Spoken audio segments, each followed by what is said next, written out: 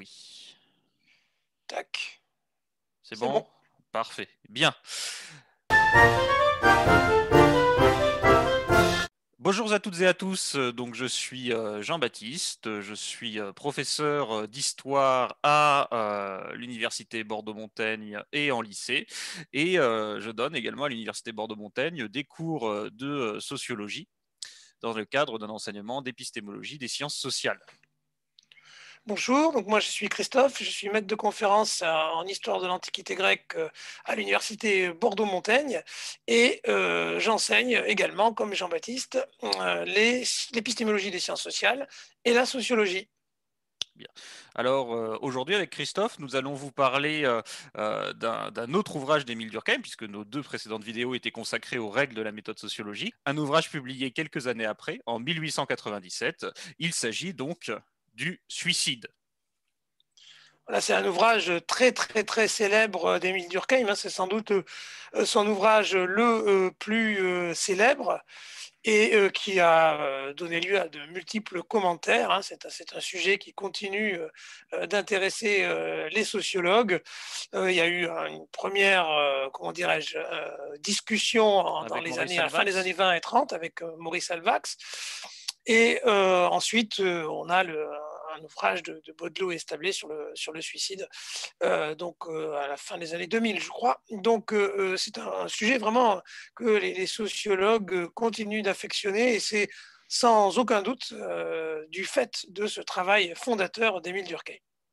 Alors, s'il a atteint cette notoriété, c'est peut-être, et il faut en parler parce que ça va nous permettre de faire le pont avec les textes précédents, qu'il constitue une mise en pratique de la méthode sociologique d'Émile Durkheim. Et dans le fichier que nous vous proposons à l'étude, que vous pouvez trouver dans la description de la vidéo, alors nous ne vous proposons pas d'étudier l'intégralité du suicide, mais simplement son introduction et le premier chapitre du livre 3, on va voir pourquoi. Dans ce fichier, il y a une formule justement qui traduit très bien ça, cette volonté de mettre en pratique la méthode fixée dans les règles donc, de la méthode sociologique. C'est page 21. Alors je vais vous le lire, même si c'est un peu long. Ainsi, cette proposition fondamentale que les faits sociaux sont objectifs, proposition que nous avons eu l'occasion d'établir dans un autre ouvrage, donc les règles de la méthode sociologique, et que nous considérons comme le principe de la méthode sociologique, trouve dans la statistique morale et surtout dans celle du suicide une preuve nouvelle et particulièrement démonstrative. Sans doute, elle froisse le sens commun, mais toutes les fois que la science est venue révéler aux hommes l'existence d'une force ignorée, elle a rencontré l'incrédulité. Comme il faut modifier le système des idées reçues pour faire place au nouvel ordre de choses et construire des concepts nouveaux, les esprits résistent paresseusement. Cependant, il faut s'entendre, si la sociologie existe, elle ne peut être que l'étude d'un monde inconnu, différent de ceux qu'explorent les autres sciences. Or, ce monde n'est rien s'il n'est pas un système de réalité. En somme, le suicide, là, vient servir peut-être d'exemple paradigmatique que des faits apparemment individuels sont bel et bien des faits sociaux et qu'ils doivent, pour être étudiés, être traités comme des choses. Et c'est aussi un sujet qui avait été traité auparavant où déjà des premières réflexions sur la base de statistiques, hein, avaient perçu ou avaient cherché à percevoir des régularités. Donc, ce que fait également Émile Durkheim ici, c'est d'essayer de montrer la supériorité de la sociologie sur toutes les autres approches qui s'étaient penchées sur le suicide comme, disons, je ne vais pas dire fait social parce que ça, c'est Durkheim, mais le suicide comme problème de société, problème collectif, et non pas simplement comme un problème individuel. Donc, de ce point de vue, il n'est pas le premier, mais évidemment, il est le premier à le faire en sociologue. On peut aussi rappeler rapidement que ce n'est pas, il n'a pas mené ce travail après les règles de la méthode sociologique. En réalité, toute sa réflexion se déroule, disons, à partir du milieu des années 1880 jusqu'à 1897, puisqu'il a ainsi publié en 1888 un premier article sur le suicide. Ce n'est donc pas, vous voyez, il ne faut pas imaginer que c'est la théorie puis la mise en application ou la vérification de la théorie.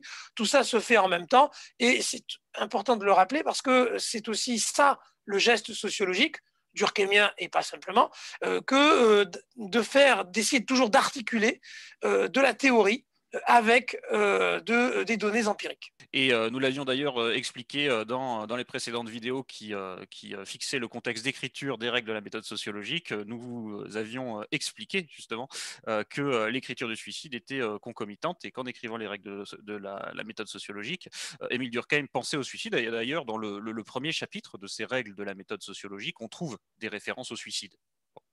Et cette réponse qu'évoquait Christophe à ceux qui avaient traité auparavant le suicide, elles sont présentes dans les extraits que nous vous proposons. C'est d'ailleurs pour ça que nous avons choisi, enfin en tout cas en partie ces extraits.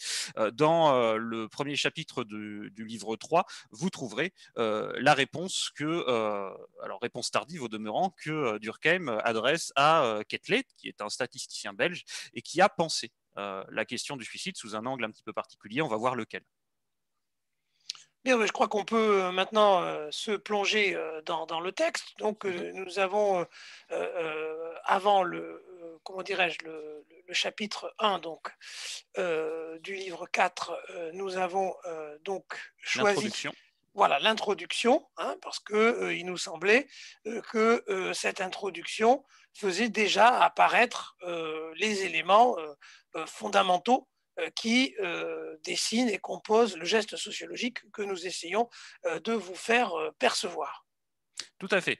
Alors, ce que fait d'abord Durkheim, et c'est là qu'il poursuit le geste qu'il avait inauguré dans les règles de la méthode sociologique, c'est essayer de se départir ou d'inciter son lecteur à se départir de ses prénotions et de définir scientifiquement la notion de suicide. Puisque le mot suicide est dans le langage courant, si le sociologue veut s'y intéresser, il doit s'interroger sur la catégorie de faits qui doit être désigné par le terme suicide. En somme, il essaye de produire une définition du suicide, amène donc de dessiner l'objet d'étude qu'il étudiera ensuite dans les différents livres de son ouvrage. C'est très important ça, parce que c'est vraiment la mise en évidence du geste réflexif qui est le propre des sciences sociales et qui est nécessaire parce que les objets sociaux, les faits sociaux se présentent à nous dans le monde social, parce que nous sommes à l'intérieur du monde social. Et étant à l'intérieur du monde social, nous nous retrouvons très très souvent avec des idées préconçues, donc ce que Durkheim appelle les prénotions, hein, c'est des notions préalables, mais qui ne sont pas des notions, au sens où elles ne sont pas réfléchies, hein, d'où la nécessité d'un geste réflexif. Et ce geste réflexif se traduit quasi systématiquement par une remise en cause de la définition de l'objet que l'on souhaite étudier. Alors c'est important de le souligner parce que les historiens et les historiennes ont très souvent l'habitude d'évacuer la question de la définition dans l'introduction. Alors certes, c'est ce que fait Durkheim, mais il le fait non pas avec une petite ligne en disant le suicide, 2 points, voilà la définition. Il fait apparaître le problème que pose la définition même du suicide. Et ça, je crois que c'est un geste réflexif, mais c'est aussi important pour celles et ceux qui régulièrement ont des dissertations à faire en histoire, car très souvent, la fameuse problématique que l'on cherche se trouve dans la problématisation des termes du sujet. Tout à fait. Et l'introduction n'est en cela pas simplement le moment où on va poser de manière extrêmement positive la définition du suicide, mais elle donne également lieu donc à ce conseil d'ordre méthodologique, en l'occurrence, problématiser le sujet, créer des catégories de faits. Alors il parle aussi de groupes de faits, Durkheim, et dépasser l'acception reçue des mots, des notions que l'on veut étudier. Le sociologue, il doit, c'est ce qu'explique Durkheim, constituer des groupes avec ces faits qu'il veut étudier en identifiant des faits comparables afin donc de pouvoir comparer ces faits dans un second temps. Oui, c'est ce qu'on appellera un peu plus tard la construction de l'objet, hein, puisque, et vous voyez que ça correspond à traiter les faits sociaux comme les choses, puisque cette extériorité qui est induite par le fait de considérer les faits sociaux comme des choses suppose que j'ai à les connaître, puisqu'elles ne sont plus en moi, je ne les connais pas déjà, j'ai à les connaître. Et vous voyez que cette phrase qui est si commentée encore aujourd'hui, hein, les faits sociaux comme des choses, vous voyez à quel point elle est essentielle dans la méthode de la sociologie durkheimienne, parce que sans elle, eh bien, ce geste réflexif n'existe tout simplement Voilà. pas. Il n'y a plus besoin d'avoir à définir le suicide, puisque précisément, j'en connais déjà la définition. Ça va de soi. Tout le monde sait ce que c'est que le suicide. Et ce que fait apparaître Durkheim, c'est que justement, tout le monde ne sait pas ce qu'est le suicide, du moins si on considère le suicide comme un fait social. Enfin, en tout cas, il faut dépasser le croire savoir. Et donc, pour résumer en une phrase ce que l'on vous explique, la délimitation de l'objet est une condition nécessaire à son étude de manière scientifique, en somme. C'est ça. Il y a donc comment dirais-je, une articulation un peu complexe. Hein. C'est ce qu'il le nomme dans la page 1, hein, lorsqu'il parle de l'examen superficiel, comme celui d'où est résultée la terminologie vulgaire. Hein. Vulgaire, il ne veut pas dire grossière, bien sûr, mais c'est celle commune, celle que nous avons, que nous trouvons là, lorsque nous n'avons pas encore réfléchi au sujet. Alors, on disait que Durkheim ne proposait pas une définition positive du suicide, mais la construisait. Alors, vous vous apercevrez rapidement en parcourant les pages du fichier que l'on vous propose qu'il délimite cet objet suicide de manière, comment pourrait-on dire, dialectique, peut-être, en éliminant tour par tour des éléments figurant dans une formule initiale qu'il formule donc assez rapidement. Alors, il parle donc de cette formule. On appelle suicide toute mort qui résulte médiatement ou immédiatement d'un acte positif ou négatif accompli par la victime elle-même. Mais rapidement, en fait, il va trouver cette formule insatisfaisante. Oui, parce qu'il va discuter ensuite la question de l'intention, puisque lorsqu'il dit qu'on appelle suicide toute mort qui résulte immédiatement ou immédiatement d'un acte positif ou négatif accompli par la victime elle-même, se pose la question de l'intention. S'agit-il d'un acte volontaire? Et se posant la question, il découvre un autre problème. Est-ce qu'on peut considérer à tout coup qu'un agent connaît ses intentions? Et il prend l'exemple du soldat qui court, risquant sa vie pour sauver son régiment, qui n'a pas forcément envie de mourir, et pourtant, il met sa vie en jeu et on peut considérer que c'est un suicide, alors même qu'il n'y a pas une intention en tant que telle de mourir. Oui, pour prendre un exemple un petit peu plus contemporain, on pourrait bien penser aux kamikazes japonais pendant la Seconde Guerre mondiale. La fin, elle est politique, pardon. Il ne désire pas la mort, le kamikaze, enfin pas que je sache en tout cas, mais la mort est simplement une conséquence de cet acte, oui, pourrait-on dire politique. Voilà, donc ici, on retrouve le combat de Durkheim contre la psychologie. Hein, c'est un combat qui va se radicaliser dans ce texte, dans ce livre, puisque évidemment, traitant du suicide, il est obligé d'affronter directement la question de l'intention, la question du sujet et du libre arbitre, puisque le suicide est fréquemment associé à l'idée de libre arbitre, hein, libre arbitre absolu, puisque je pourrais vouloir choisir de mourir, donc de mettre fin à la vie et à la conscience. Donc ça renvoie directement à la question du libre arbitre et donc de la psychologie, comme on en a déjà parlé. Et ça nous arrange bien que l'on écarte ce critère de l'intention, par ailleurs. Enfin, en tout cas, ça arrange bien le sociologue, puisque Durkheim en a parfaitement conscience. Le critère de l'intention serait de toute manière trop difficilement identifiable. Voilà, et il va arriver, après toutes ces réflexions, page 5, C'est à ça. une définition finale indépendante de la psychologie. Hein, je crois que c'est très important qu'il formule ainsi. On appelle suicide tout cas de mort qui résulte directement ou indirectement d'un acte positif ou négatif accompli par la victime elle-même et qu'elle savait devoir produire ce résultat. Ouais. C'est-à-dire qu'effectivement, je dois savoir que ce que je fais engage euh, Ma vie. la mort sans pour autant que j'ai l'intention de mourir. C'est-à-dire qu'il évacue comme ça ce problème parce que sinon, effectivement, il serait obligé de concevoir qu'un agent maîtrise absolument ses intentions, ce qui est contraire au geste sociologique. Voilà, tout à fait. Et ça lui permet, dans un passage extrêmement intéressant, d'ailleurs assez long, d'exclure le suicide des animaux de son objet d'étude, puisqu'on ne peut pas présumer que les animaux aient conscience de l'imminence de leur mort. Mais c'est une précision assez intéressante, surtout en ce moment où depuis quelques années, hein, il y a beaucoup de réflexions qui mettent en avant des supposées sociétés animales, etc. Et je crois que ce petit passage, en tout cas, en laissant de côté la réflexion sur la possibilité de société animale, ça permet, je crois, de réfléchir à ce que ça implique de vouloir comparer des groupes d'animaux avec des groupes humains.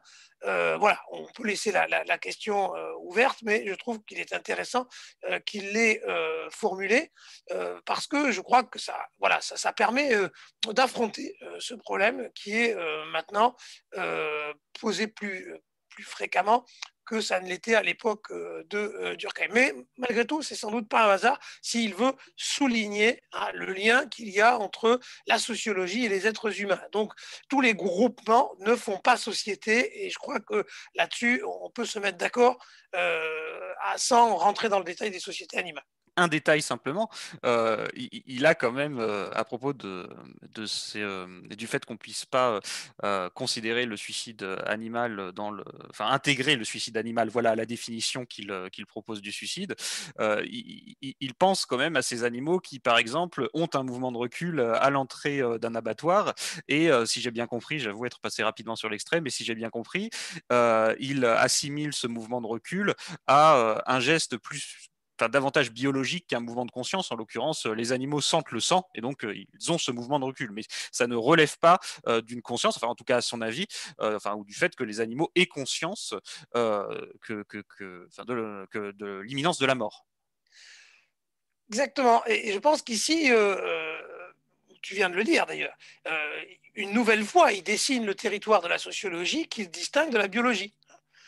Donc, dans ce rapport vie-mort, il y a une spécificité anthropologique et sociologique, et raison pour laquelle ça ne peut pas s'appliquer aux animaux. On va laisser nos auditeurs et auditrices réfléchir sur la question des sociétés animales, mais c'est intéressant que ce soit souligné ici. Puis ensuite, il va arriver donc à son questionnement, c'est-à-dire avant de faire une recherche, bien sûr, il faut se demander si ma recherche est légitime. Et donc, il faut savoir, il faut se mettre d'accord si le suicide peut être considéré comme un fait social. Voilà, et donc il anticipe les critiques qui lui sont faites et qui constituent finalement l'un des fils rouges du livre, puisqu'il y revient à ces éventuelles objections dans le premier chapitre du livre 3 que nous vous proposons également. Alors, ces objections, elles sont simples en réalité. Euh, il explique, donc on est à la page 6, voilà. Puisque le suicide est un acte de l'individu qui n'affecte que l'individu, il semble qu'ils doivent exclusivement dépendre de facteurs individuels et qu'ils ressortissent par conséquent à la seule psychologie. En fait, n'est-ce pas par le tempérament du suicidé, par son caractère, par ses antécédents, par les événements de son histoire privée que l'on explique d'ordinaire sa résolution? Et donc, ainsi, il formule l'objection principale à laquelle il sera confronté. Le suicide peut-il réellement être considéré comme un fait social? N'est-il pas simplement un fait individuel? C'est effectivement la question qu'il doit résoudre, et pour cela, il va faire appel donc à la statistique pour faire apparaître une régularité. La preuve que le suicide n'est pas un fait individuel, c'est qu'il est possible d'observer des régularités. Et s'il y a des régularités, ça veut donc dire que nous ne sommes pas dans des décisions individuelles qui, de fait, donneraient une allure statistique hasardeuse, fortuite, sans qu'on puisse repérer justement des régularités. Or, s'il y a des régularités, ça veut dire qu'il y a quelque chose sui generis, comme il le dit. Hein, donc, il y a une dimension qui n'est pas réductible aux individus. Et cette dimension, c'est le fait social, le suicide comme fait social. Donc, ce qui ne veut pas dire qu'il n'existe pas de suicide individuel, hein, mais que considérer le suicide comme fait social impose de lui faire apparaître une réalité, c'est le taux, et une fois que j'ai fait apparaître cette réalité, je ne peux plus l'expliquer par la dimension individuelle. Tout à fait. Et ça, c'est extrêmement intéressant parce que donc, le recours à la statistique lui permet de remarquer d'abord que le taux de suicide est beaucoup plus stable que le taux de mortalité générale, et ce sur de longues périodes d'ailleurs, et qu'il diffère assez fortement d'une société à l'autre. C'est donc bien qu'il y a quelque chose dans la société, en l'occurrence, dans le social, et pas simplement dans les individus. Et oui, parce que, une fois encore, si c'était des individus, il n'y a aucune raison qu'on repère sur plusieurs années, bien entendu, hein, pas une fois, mais si sur plusieurs années, on arrive à repérer une régularité et des constantes qui varient selon les sociétés, en l'occurrence selon les pays, alors on est obligé d'envisager l'existence de déterminations qui se trouve dans le pays lui-même, dans la société, et non plus dans les individus, parce que sinon on ne parviendrait pas à expliquer pourquoi alors à l'époque de Durkheim, pourquoi les Anglais se suicident moins que les Français. Hein, c'est à peu près un rapport de 1 à 2, il le dit plus loin. On ne peut pas le comprendre si c'est toujours régulièrement, parce qu'on ne voit pas pourquoi les individus, à chaque fois, une fois on veut bien, mais pas deux, pas trois, pas quatre, pas cinq. Et là, vous avez vraiment le raisonnement sociologique de la régularité. Autrement dit, le paradoxe, je crois que je l'ai déjà dit et que nous l'avons déjà dit, le paradoxe de l'observation des faits sociaux, c'est que les observer, c'est déjà faire apparaître une forme de loi ou avoir l'ébauche d'une loi, puisque je ne peux pas les voir en tant que telles avec mes yeux, je suis obligé de recourir à de la statistique, mais la statistique, elle les fait apparaître et en même temps, elle énonce déjà qu'il y a une loi puisqu'il y a une régularité. Voilà, et ce recours à la statistique nous montre de manière éclatante que la sociologie n'est pas simplement une posture morale, mais bien une science. Et alors, quand on vous dit que Durkheim manie les statistiques, il aborde son lecteur preuve à l'appui, hein. C'est-à-dire on a les tableaux en fonction des pays, en fonction des périodes, et les conclusions qui en sont tirées après. Ce qui, au passage, montre que on ne peut pas faire dire ce qu'on veut aux chiffres, mais que l'étape, évidemment, essentielle, c'est la définition de l'objet, la construction de l'objet. Donc, ce qu'on a vu tout à l'heure. Hein, Tout c'est à là fait. où ça se joue. Et, C'est quand je vais décider ce que je veux mesurer, c'est-à-dire, vous l'avez compris maintenant, ce que je veux voir comme fait social. C'est à ce moment-là que la question se joue et non pas en jouant avec des chiffres pour faire apparaître ce qu'on veut. de toute manière, la définition de l'objet est un préalable à l'établissement d'outils statistiques, puisqu'il il va penser ses statistiques. Durkheim, il crée par exemple ce fameux taux de la mortalité suicide. Alors, il vous explique ça, page 8, dont il donne une définition. Donc, il crée je ne sais pas comment on peut appeler ça, ces outils statistiques, en fonction de la définition de l'objet. Ce qui veut dire, si nous l'appliquons aux démarches des historiens et des historiennes, que de manière assez contre-intuitive pour nous, les sources sont postérieures à la construction de l'objet. C'est parce que j'ai construit un objet qu'ensuite je vais chercher la documentation qui va me permettre de résoudre mon problème. Et vous voyez que c'est pas parce qu'il observe, il s'est pas mis à observer des statistiques sur le suicide où tout d'un coup il serait dit oh là là incroyable, il y a des régularités. C'est parce qu'il a défini le suicide comme fait social qu'il est capable de voir les régularités qui prouvent que le suicide peut être étudié comme un fait social. Donc, Durkheim, si l'on doit reprendre l'introduction depuis le début, Durkheim définit son objet, le suicide, répond par anticipation aux objections. Non, le suicide ne relève pas uniquement de l'individu, mais trouve aussi son explication dans le social. Et en répondant à ces objections, il peut amener la problématique de son ouvrage, donc, qui apparaît clairement page 12. En l'occurrence, il veut préciser en quoi consiste l'élément social du suicide. Et il écrit: le taux des suicides, donc la statistique là est son outil, le taux des suicides constitue donc un ordre de fait 1 et déterminé. C'est ce que démontre à la fois sa permanence et sa variabilité. On vous l'a expliqué, hein, donc le taux de suicide reste, comment dirais-je, stable dans le temps, mais varie d'une société à l'autre. car cette permanence serait inexplicable s'il ne tenait pas à un ensemble de caractères distinctifs, solidaires les uns des autres, qui, malgré la diversité des circonstances ambiantes, s'affirment simultanément. Et donc ces caractères sont distincts de l'individualité.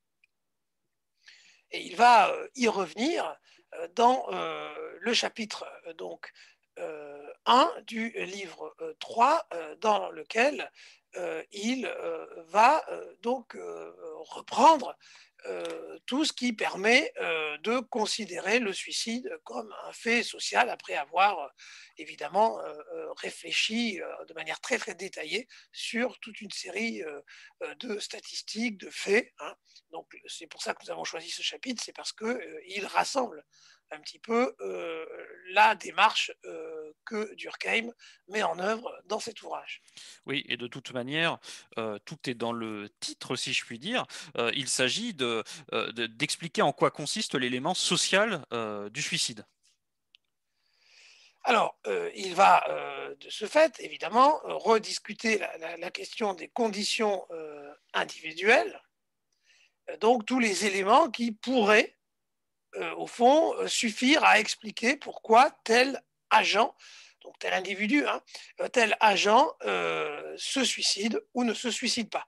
Alors, il en cite quelques-uns, donc évidemment les chagrins de famille, les déceptions d'amour-propre, et tout de suite, il rappelle que ce n'est pas possible hein, d'expliquer les suicides par les particularités individuelles, parce que le taux social des suicides qu'il a observé varie, hein, dit-il, dans des proportions considérables. Hein. Il y a des variations de taux, hein, des mouvements dont on a parlé à l'instant. Et s'il y a des mouvements, bien entendu, ça ne peut pas s'expliquer par des variations équivalentes de déception amoureuse. On ne peut pas considérer comme ça, si je regarde le taux, donc les variations, hein, une fois encore, il faut bien que chacun et chacune comprenne qu'on parle sur vraiment plusieurs années et pas à l'instant T, parce qu'à l'instant T, on peut toujours croire que ben voilà, c'est la rupture. Donc, mais si on regarde globalement, eh bien, on s'aperçoit qu'il y a des variations et ces variations ne peuvent pas être expliquées par une épidémie de rupture amoureuse ou Et, par une épidémie de rupture, de déception d'amour-propre. et puis de toute manière, que Durkheim, il fait une critique d'un deuxième ordre, et ça, c'est immédiatement observable pour ses lectures. En l'occurrence, il remet en question un déterminisme entre un événement et le suicide. Ça n'est pas parce que l'on connaît une rupture amoureuse que l'on va se suicider. En tout cas, on ne se suicide pas à tous les coups lorsque l'on connaît une rupture amoureuse, fort heureusement. Et aucun, comment dirais-je, aucun événement de la vie ne pourrait déterminer de manière certaine ou ne pourrait conduire de manière certaine l'individu au suicide. Des gens ont connu d'affreux traumatismes, dit-il d'ailleurs, je crois, alors je ne sais plus exactement à quel endroit, et si certains se suicident, d'autres continuent à vivre.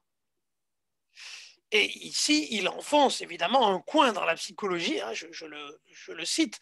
On sait en effet que les délibérations humaines, telles que les atteint la conscience réfléchie, ne sont souvent que de pure forme et n'ont d'autre objet que de corroborer une résolution déjà prise pour des raisons que la conscience ne connaît pas. Autrement dit, la résolution qui est à l'origine du suicide ne se trouve pas dans la conscience réfléchie et elle est même ignorée de la conscience. Donc on voit ici que Durkheim radicalise, dans les pages 12, radicalise son approche et il va beaucoup plus loin hein, dans sa remise en cause de la psychologie qu'il ne l'avait été dans les règles de la méthode sociologique où on avait l'impression qu'il cherchait encore à ménager hein, un territoire propre pour la sociologie qui n'empiétait pas sur la psychologie.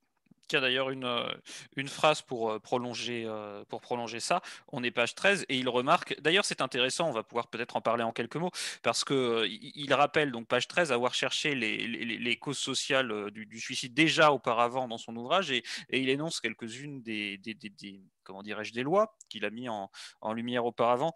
Et il remarque que c'est aux époques et dans les classes de la vie, dans les classes pardon, où la vie est la moins rude, qu'on s'en défait le plus facilement. Donc il n'y a pas forcément de corrélation, enfin il n'y a pas de corrélation hein, entre des difficultés matérielles et taux de suicide, par exemple.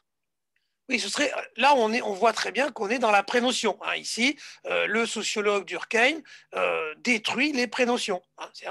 je pouvais croire que finalement, ce qui fait le suicide, c'est une vie difficile, des conditions pénibles, etc. Or, quand je regarde les chiffres, je ne trouve pas cette corrélation, donc je n'arrive pas à relier vie difficile avec propension forte au suicide. Je suis donc obligé d'abandonner ma présomption, alors même que ça paraît évident, aller de soi, qu'on ne se suicide que quand on va mal. Et en fait, Durkheim dit, non, ça ne fonctionne pas comme ça, ce qui ne veut pas dire, on est bien d'accord, qu'il n'y a pas des gens qui se suicident parce qu'ils vont mal. Ce n'est pas du tout ce qu'il s'agit de dire, mais de comprendre qu'il y a un autre niveau de réalité, sui generis, et c'est à ça que s'intéresse Durkheim et à rien d'autre. Bon, et on peut peut-être discuter également du lieu commun qui veut que l'on se suicide davantage à Noël. Alors, ces éléments, parfois, quand on a voulu ironiser ou se récuser même l'approche sociologique du suicide, on a souvent pioché comme ça dans le suicide de Durkheim des éléments en disant c'est pas vrai parce que aujourd'hui regardez c'est à Noël qu'on se suicide, ou c'était à l'époque de Durkheim plutôt dans les villes alors qu'aujourd'hui c'est dans les campagnes, donc ça montre que c'est n'importe quoi. En réalité, bien entendu, il faut distinguer le geste sociologique durkheimien de son étude qui vaut pour son siècle et qui ne vaut pas de tout temps à jamais.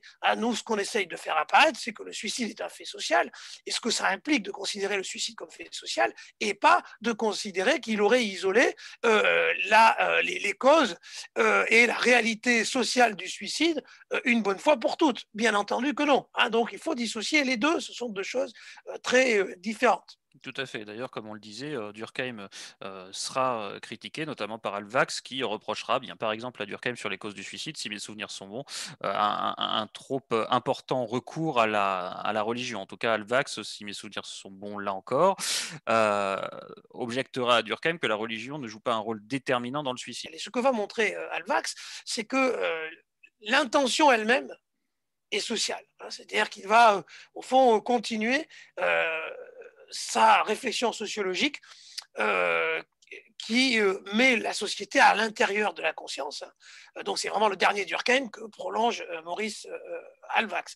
Donc ici, ce n'est pas le cas de Durkheim, parce que Durkheim, justement, on l'a bien compris, il veut en finir en quelque sorte avec la psychologie. Donc là, il y va à la sulfateuse.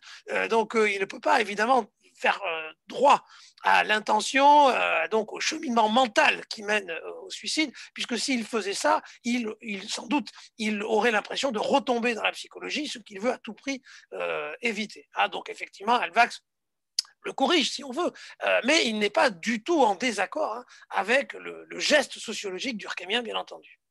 Bien.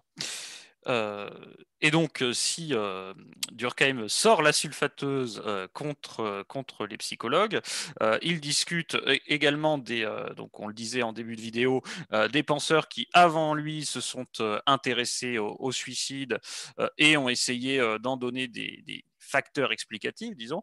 Alors, c'est d'abord les travaux de Quetelet qu'il va critiquer, et il va aussi s'intéresser et critiquer les travaux de Gabriel Tarde, non parce qu'il s'est directement intéressé au suicide, mais pour discuter donc le principe fondamental dans l'explication des faits sociaux qu'avance Gabriel Tarde, en l'occurrence l'imitation. C'est vraiment, là, il règle ses comptes, ou du moins, il précise vraiment ce qu'il veut dire. On est en 97, donc le livre de Tarde est sorti en 1890 et il a été republié en 1895, donc sur les lois de l'imitation. Donc il a une position institutionnelle.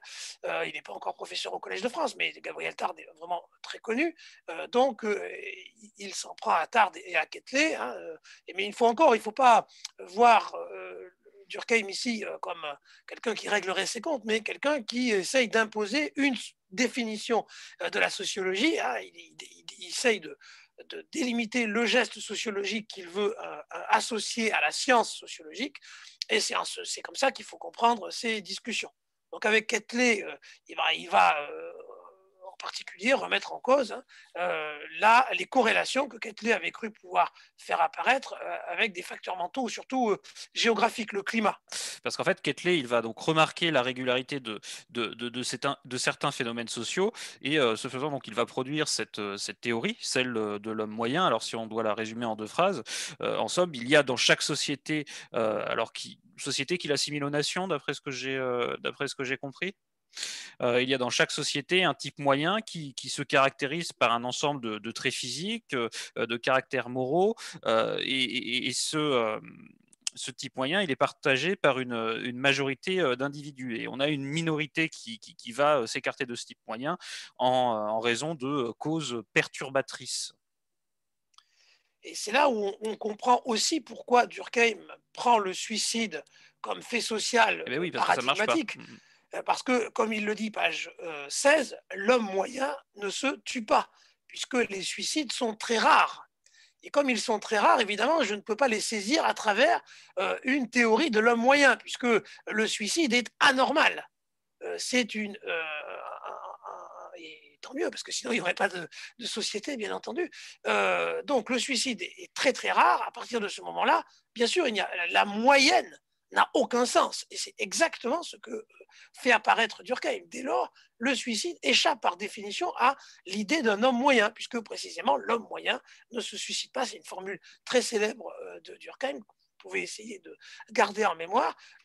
Évidemment, avec tout l'arrière-plan intellectuel, hein, l'homme moyen ne se suicide pas, hein, ça signifie que la moyenne des suicides n'a aucun sens, puisque, comme il le dit lui-même, hein, on est, c'est page 17, lorsqu'on a 15 suicidés pour 100 000 personnes, on a un chiffre très très faible.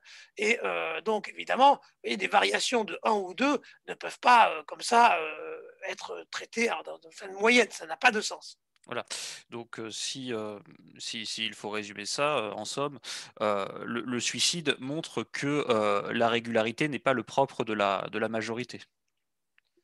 Oui, et alors même si Durkheim ne le fera jamais, ça montre que dès le départ, le geste durkheimien n'est pas réduit à étudier des groupes relativement importants, puisque en étudiant le groupe des suicidés, il étudie un groupe qui est très très faible par rapport à la société dans laquelle les individus sont inscrits. Donc, sortons-nous tout de suite de la tête l'idée que la sociologie traiterait des grandes masses pendant que d'autres sciences s'occuperaient de groupes plus petits. Les suicidés sont un tout petit groupe et malgré la petite taille du groupe des suicidés, il est possible de les saisir sociologiquement. Tout à fait. Bien. Donc on en arrive, après la critique de Quetelet, à la critique de Tarde. Alors, il dit quelques petites choses, parce que la critique de Tarde est formulée à partir de la page 19 et celle de Quetelet à partir de la page 14. Il dit quelques petites choses entre les deux, mais je pense qu'on pourra y revenir dans la manière dont Durkheim répond à Tarde. Alors, il faut en dire quelques mots de Tarde. Alors, donc Tarde, il a ce facteur explicatif des faits sociaux, en l'occurrence, ses limitations. C'est-à-dire que les faits sociaux se transmettraient par l'imitation, et donc, et c'est ce qui va déplaire à Durkheim, de manière interindividuelle, en somme, d'un individu à un autre. Et pour le suicide, ça ne marche pas, précisément. Alors ça ne marche pas, et on voit là ici la différence. Pour Tarde, au fond, le social se réduit à de l'inter-individuel.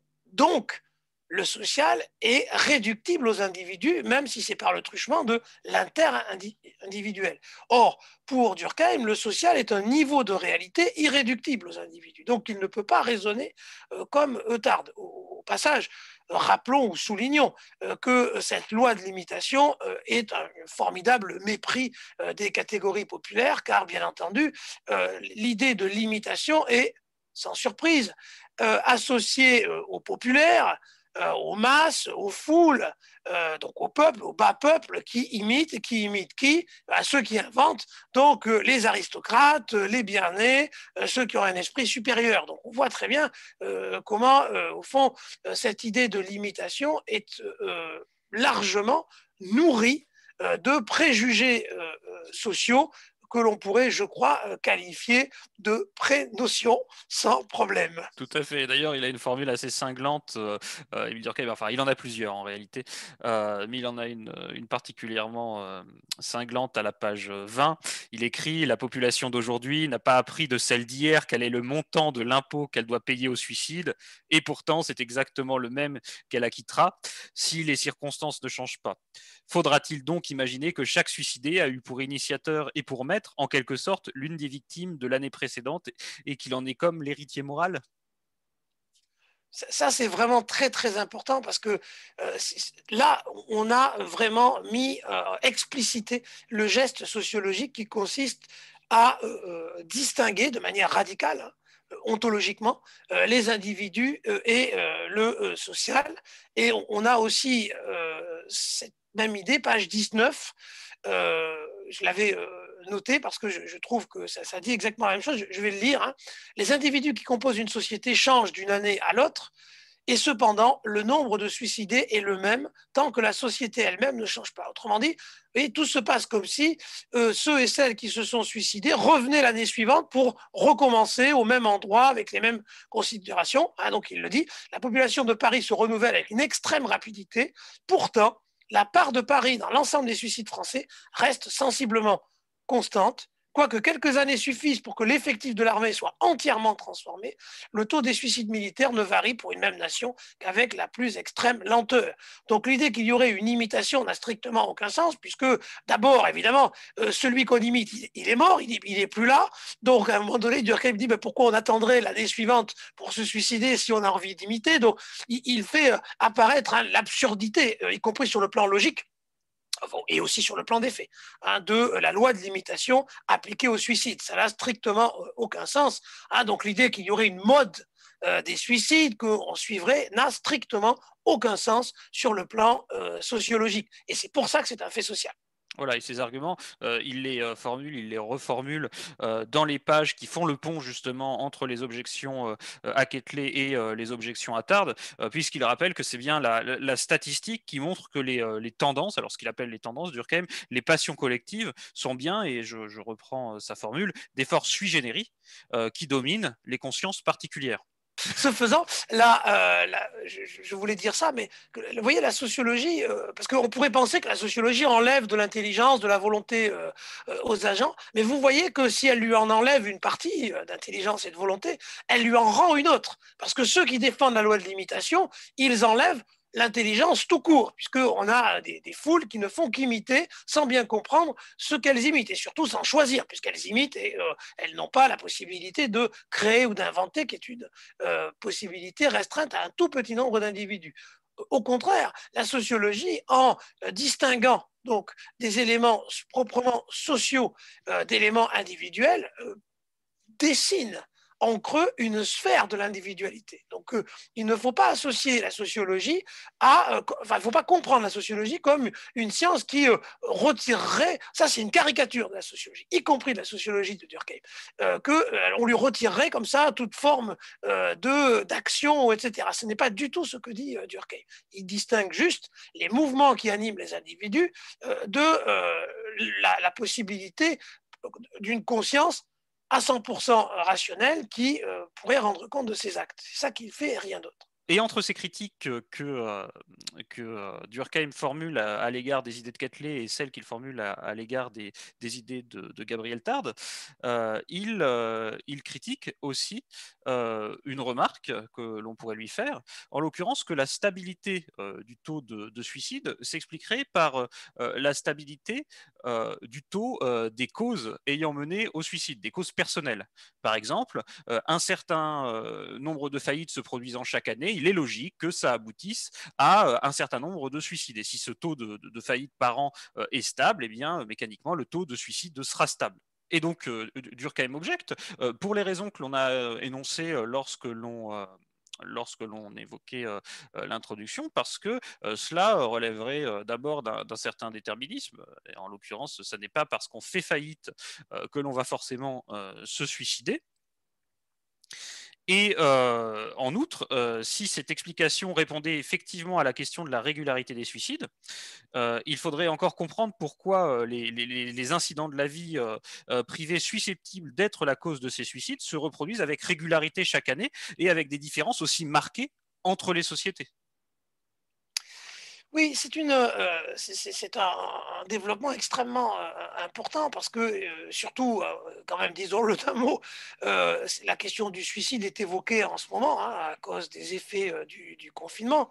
Et donc, on pourrait avoir là l'impression qu'il y a une contre-démonstration, puisque il y a un confinement ou il n'y a pas de confinement. Et alors, d'abord, on n'a pas les chiffres, hein, les chiffres des suicides sont très longs à obtenir, hein. On a pour l'instant, je crois, les derniers chiffres sont de 2016, donc on est très loin d'avoir des informations. On a quelques sondages, hein, qui parlent du pourcentage de gens qui ont pensé au suicide pendant la période de confinement et pendant la période actuelle. Là, on a des chiffres assez impressionnants, hein, par l'importance. Je crois que c'est autour de 20%. Hein. Alors, c'est des sondages, mais bon, peu importe. En tout cas, ça donne un ordre de grandeur. Mais vous voyez, si on veut réfléchir en termes durkheimiens à cela, il faut se dire que même si il y a des circonstances extérieures particulières, et le confinement en est une ô combien, même si ces circonstances sont là, ça ne veut pas dire que mécaniquement ça augmente le suicide, point numéro un, et point numéro deux, même si ça a augmenté le nombre de suicidés, ça ne change pas automatiquement la répartition par groupes sociaux, par sexe qu'il aura observé par ailleurs. Autrement dit, il n'y a pas, même si le nombre, qui est toujours faible, hein, vous l'avez bien compris, donc même si le nombre augmente un peu, ce qui évidemment est toujours grave, hein, il ne s'agit pas de nier la gravité du suicide, mais si le nombre augmente un petit peu, en fait, c'est sa distribution qui révèle le fait social. C'est que on n'a pas une augmentation du suicide où tout le monde se mettrait à se suicider. On va avoir les groupes, les caractères qui sont suicidogènes, qui vont donner chez ceux qui les ont plus de suicides et non pas plus de suicides dans toute la société. Hein, c'est très important parce que c'est là où on revoit ce qu'implique la critique de l'homme moyen. On le voit par l'intermédiaire de ces critiques adressées aux idées de Tarde et de Quetelet, Durkheim se sert du suicide comme un argument dans ces discussions. Et dans la suite de ce premier chapitre du livre 3, il va continuer ça. C'est-à-dire il va monter en généralité et se servir du suicide pour répondre aux objections qui lui sont adressées quant au fait de considérer les faits sociaux comme des choses. La première objection à laquelle il répond, c'est celle selon laquelle la pensée collective ne peut être distincte des pensées individuelles puisque la société n'est faite que d'individus. En réalité, il va, dans la fin de ce chapitre, quasiment réénoncer l'essentiel de sa démonstration et de sa thèse défendue dans les règles. Tout Ah, à donc on fait. va retrouver, alors là vraiment, ça pourrait presque être une évaluation pour vérifier que tout le monde a bien compris les règles de la méthode sociologique, puisqu'on retrouve tout, hein, par exemple, donc que le social est bien une chose, vous l'avez page 20, les tendances collectives ont une existence qui leur est propre, ce sont des forces aussi réelles que les forces cosmiques, bien qu'elles soient d'une autre nature. Hein. Ces formules, ces effets sociaux comme une chose, d'une autre nature, on les a déjà vus. Et donc après avoir répondu à cette première objection classique, alors lui il répond en disant que les individus en s'unissant forment un être psychique d'une matière nouvelle qui par conséquent a sa manière propre de penser et de sentir. Bon, cet être psychique, c'est évidemment le social en l'occurrence. Oui, et là, on commence à voir l'évolution que nous avions déjà signalée, qui va l'amener à considérer, enfin, à faire bien attention à ne pas réduire la société à être un sujet collectif, c'est-à-dire à prêter des sentiments ou des idées à la société comme qui sont en nature équivalentes, identiques plus exactement, identiques à celles des individus. Hein, comme si on pouvait dire la société pense que, etc. Ça, ce n'est pas du tout sociologique et il doit donc euh, commencer à envisager quelque chose qui est ce qu'on pourrait appeler en philosophie une ontologie du social qui n'est pas, qui n'est pas réductible aux individus. Hein. Donc le social n'est pas un super individu. Hein. Je l'ai dit, l'année suivante, on va discuter ce texte plus tard. Il va abandonner l'idée de conscience collective pour cette raison et préférer représentation collective qui va lui permettre de s'éloigner hein, du prisme du sujet, hein, parce qu'on peut très bien se croire sociologue et ne pas l'être si on prête à la collectivité le même type de mental, pour faire vite, qu'aux individus. Donc on retrouve là une formule, enfin une réponse à une objection, réponse qu'il avait déjà formulée dans la seconde préface des règles de la méthode sociologique. Et il répond également une nouvelle fois, puisqu'il l'avait aussi fait dans la seconde préface aux règles de la méthode sociologique, à l'objection selon laquelle euh, le sociologue aurait immédiatement accès au social, puisque si ce social est compris comme la somme des consciences individuelles, en ce qu'il a accès à sa conscience individuelle, de facto, il a accès à la conscience collective. Bon.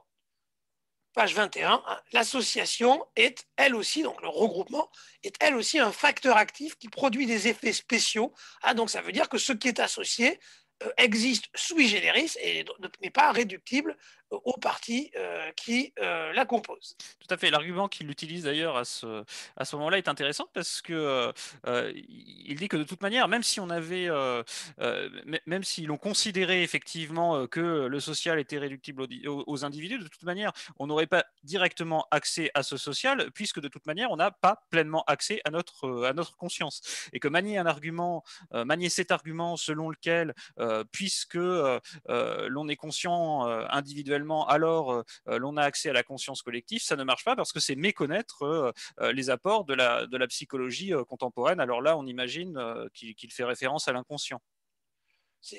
Bon, je ne sais pas s'il y pense déjà, mais enfin, en tout cas pas au sens freudien, je pense pas. Mais Il est, effectivement, oui, oui, oui. Mais c'est parce que, comme il le dit, page 23-24, il n'est pas possible, et ça c'est très important, de réduire le monde social à de l'explicite. Donc je ne peux pas, parce que sinon, ça veut dire qu'effectivement, un individu pourrait épuiser la définition du social. Hein. Et or, il dit, il n'y a pas, ce langage unique n'existe pas, hein, c'est ce qu'il écrit, page 24. Toute la morale ne se formule pas en préceptes définis, la majeure partie en reste diffuse, et c'est ce qui donne cette impression de liberté, hein, toutes ces sortes de courants, dit-il, qui vont, viennent, circulent dans toutes les directions, se croisent, se mêlent de mille manières. C'est ce qui fait la particularité du social et qui fait que le social n'est pas réductible à des idées. Sinon, effectivement, on aurait retrouvé un super sujet. Et donc il répond à une dernière objection, celle selon laquelle il ne peut y avoir d'extériorité des faits sociaux, car la société, mais c'est toujours un même rapport au social en fin de compte, hein, c'est juste qu'il décline les objections basées sur ce même rapport au social, en l'occurrence que le social serait uniquement constitué d'individus, et là il répond à l'objection selon laquelle il ne peut y avoir d'extériorité des faits sociaux, car la société précisément est faite d'individus. Donc si la société est faite uniquement d'individus, du coup, il ne peut rien y avoir d'extérieur à ces individus. Et il montre le contraire, d'ailleurs de manière extrêmement intéressante, parce qu'il dit, ben non, de toute façon, il existe des choses extérieures aux individus, et ces choses, ce sont les choses matérielles, et il rappelle que les faits sociaux, par exemple, se cristallisent dans, de manière matérielle. Ben, il donne l'exemple de l'architecture, tiens. Et page 23, hein, il revient sur cette idée d'extériorité, bien sûr, hein, puisqu'il n'y a pas de communication entre les groupes de suicidés. Il y a donc autre chose hein, qui fait que les mêmes sociologiquement, se suicident. Hein, il trouve cette idée, page 23, et il en tire une conséquence extrêmement intéressante pour nous, c'est que le social se réfracte dans les individus de manière différente. C'est page 26. Hein, donc, c'est pour ça que on ne trouve pas, on n'a pas une sorte de détermination absolue hein, qui ferait que à partir du moment où je suis catholique, marié, etc., je vais me suicider ou non, etc. Pourquoi on ne trouve pas ça? Parce que effectivement, en raison de la nature du social, il ne peut pas comme ça, déterminer positivement les individus à faire ci ou à faire ça. Il les détermine, mais il les détermine y compris dans leur choix, dans le panel de choix possibles. Hein, vous vous rappelez, là, on avait discuté une note dans la seconde. La seconde préface pardon, des règles. Hein, c'est pour ça qu'il dit nous sommes entraînés, donc ça c'est page 26, dans le sens social et nous tendons à suivre la pente de notre nature. Hein. Il y a donc, évidemment, ce qu'il appelle notre nature n'est pas une nature purement individuelle, mais peu importe, mais il y a bien une forme d'individualité, même s'il s'agit d'un individu socialisé, qui, au fond, est en contact avec des courants. Alors, on n'aura pas le temps d'en parler ici, mais la thèse des courants suicidogènes, hein, qui est une des grandes thèses que Durkheim défend dans le suicide, a été très, très critiquée. Bon, n'y revenons pas, puisque nous, on essaie surtout de comprendre le geste sociologique et pas le détail de la thèse de Durkheim sur le suicide proprement dit. Voilà. Et après avoir opéré donc cette montée en généralité, après avoir répondu à ces différentes objections à la manière de ce qu'il avait fait donc dans la seconde préface des règles de la méthode sociologique, il revient donc dans la quatrième partie de ce premier chapitre du livre 3, et c'est à la fin du document que l'on vous a remis. On est page 28 et page 31 du fichier, donc. Il revient vers le suicide.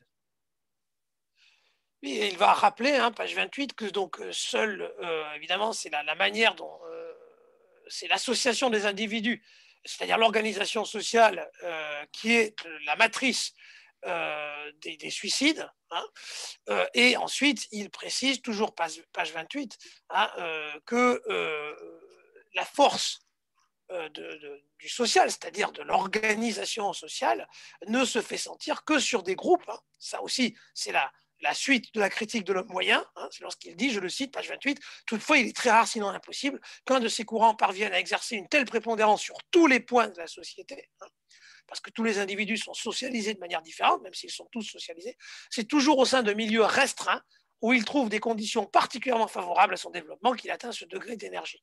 Hein, c'est donc le courant peut exister, donc sui generis en tant que tel, mais évidemment, il ne frappe pas tous les individus de la même manière. Hein, ça, c'est aussi ce qui lui permet de critiquer l'idée de race et l'idée de nationalisme. Il n'y a pas un trait, c'est pas parce que les Français, etc., même si du fait de l'organisation sociale française, il y a un taux de suicide spécifique à la France qui est distinct de celui que l'on observe en Angleterre. Bien, bien, je pense il est temps de conclure. Alors peut-être avec une invitation alors pour les étudiants qui nous regardent à aller approfondir ce que l'on vous expliquait là concernant Gabriel Tarde, notamment via les documents d'approfondissement déposés sur le bureau virtuel, puisqu'il s'agit donc de la critique plus longue que Durkheim adresse à Tarde dans le premier livre du suicide, d'une préface donc de Gabriel Tarde lui-même dans laquelle il évoque la notion d'imitation, et de quelques pages d'un ouvrage donc, que nous aimons beaucoup, de Marc Joly sur Durkheim et Tarde. Voilà, je n'en dirai pas plus. Christophe? Marc Joly est sans doute l'un des sociologues vraiment les plus importants hein, pour cette histoire de la sociologie. Hein. Ce livre, La Révolution sociologique, est une relecture vraiment fondamentale de l'histoire de la sociologie et aussi de ce qu'est la sociologie. Donc, on ne peut qu'en recommander la lecture de quelques pages et même la lecture plus grande. Il va de soi, je le dis, que notre pédagogie ne consiste pas à vous demander d'empiler lecture sur lecture. Nous nous proposons toute une série de possibilités qui d'ailleurs n'ont pas vocation à ne durer que 9 semaines. Donc, vous pouvez très bien vous constituer, si ça vous intéresse, hein, une petite liste d'ouvrages à lire que vous lirez progressivement en fonction du temps dont vous disposez. Hein. Donc, c'est pas pour vous surcharger, c'est pas du tout l'idée, mais nous pensons qu'il est quand même important de vous dire d'abord ce qui nous a nourri, nous, ce qui a nourri notre réflexion, et ce qui peut nourrir la vôtre, parce que nous sommes à l'université, nous ne sommes pas là simplement pour partager un petit stock de connaissances, mais nous essayons plutôt de vous inscrire dans un courant. C'est un courant intellectuel et celui-ci, évidemment, comme Durkheim l'explique pour les courants suicidogènes, eh ben, il vous frappera d'une manière ou d'une autre et il vous affectera, on l'espère, un jour, ou peut-être qu'il vous affecte déjà, puisqu'à la fin du chapitre 1, Durkheim parle du temps, hein, en disant que le temps a un effet, qu'on est plus ou moins hein, confronté à ce courant, etc. Ben, il en va de même de l'incitation à la lecture et à la réflexion. Je pense qu'on ne peut pas mieux finir. Eh bien, donc à la semaine prochaine. À la semaine prochaine.